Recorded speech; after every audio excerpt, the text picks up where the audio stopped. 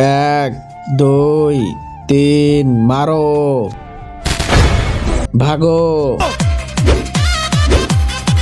সৈনিকরা হামলা করলো ওই মানুষদের উপরে। ঠিক আছে মহারাজ।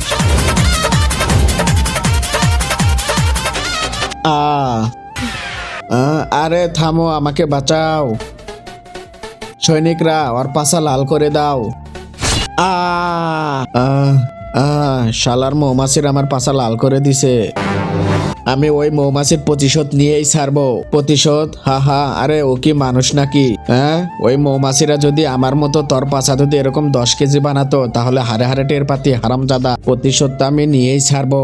আর প্রতিশোধ না নিতে পারলে লোকে আমাকে কাপুরুষ বলবে, আর আমি কাপুরুষ না।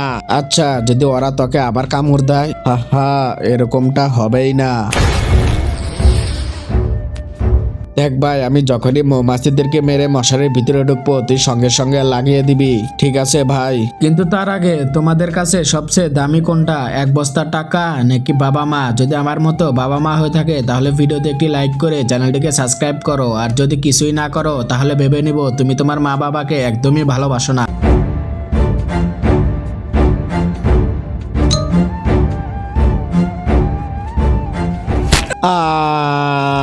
সর্দার সর্দার সর্দার, উঠুন তাড়াতাড়ি। সেনাপতি ওই মানুষের সর্দারকে মেরে ফেলেছে।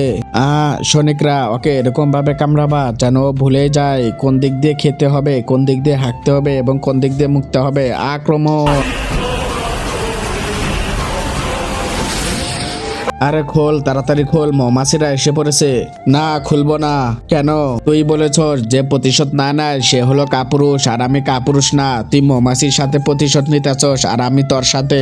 আমার সাথে কিসের প্রতিশোধ? মনে করে সেদিন যেখানে আমি আর তুই মাঠবল খেলতেছিলাম।